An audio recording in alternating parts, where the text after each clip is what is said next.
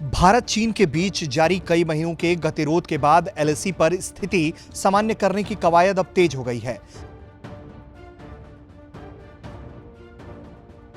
ताजा जानकारी के मुताबिक पैंगोंग झील के पास स्थित फिंगर 4 एरिया से चीनी सैनिक वापस लौट गए हैं। गौरतलब है कि पैंगोंग झील के उत्तरी किनारे पर स्थित इस महत्वपूर्ण पहाड़ी पर चीनी सैनिकों ने लंबे समय से कब्जा कर रखा था।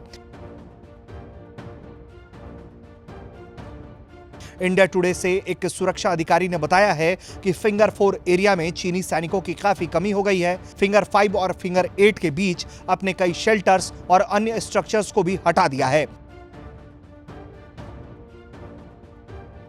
अधिकारियों ने यह भी कहा है कि तनाव के वक्त अतिरिक्त नावों के लिए जो ठिकाने चीन द्वारा बनाए गए थे उसे भी हटा दिया गया है।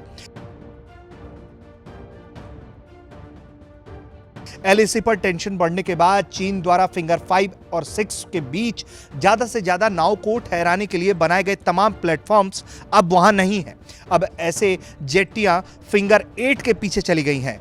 बता दें, पैंगोंग लेक के पास स्थित फिंगर 8 तक के क्षेत्र पर भारत अपना दावा करता रहा है। चीनी सेना द्वारा उठाए गए इस कदम के साथ ही भारतीय सेना भी उन स्थानों पर जहां आमने सामने जैसी स्थिति थी, सैनिकों की संख्या को कम करने के साथ साथ पीछे भी हटी है। पैंगोंग लेक के दक्षिणी किनारे से टैंक हटाए गए हैं। सूत्र बताते हैं कि दक्षिणी तट पर कुछ इलाकों में दोनों सेनाओं के टैंकों के बीच केवल 100 मीटर की ही दूरी रह गई थी। अब उन्हें दोनों तरफ से पूरी तरह वापस खींच लिया गया है और अब वे कुछ किलोमीटर दूर हैं।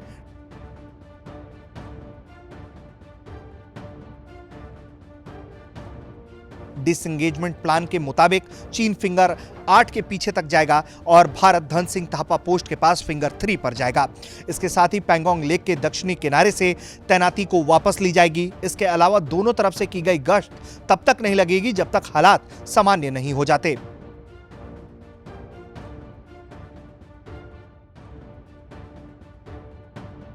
इसके पहले देश के सामने तस्वीरें भी आई थी कि कैसे डिसएंगेजमेंट प्रोसेस शुरू हुआ है और कैसे एक एक करके चीन के टैंक पीछे हट रहे थे।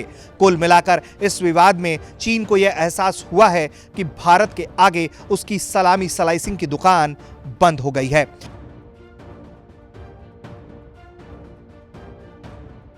कुछ एक्सपर्ट्स ये भी कहते हैं कि चीन इस पूरे ठंड के मौसम में इसलिए टिका रहा ताकि वो भारत के धैर्य की परीक्षा ले सके, जिसमें भारत पूरी तरीके से खरा उतरा और आखिरकार चीन ने पीछे हटने का फैसला कर लिया।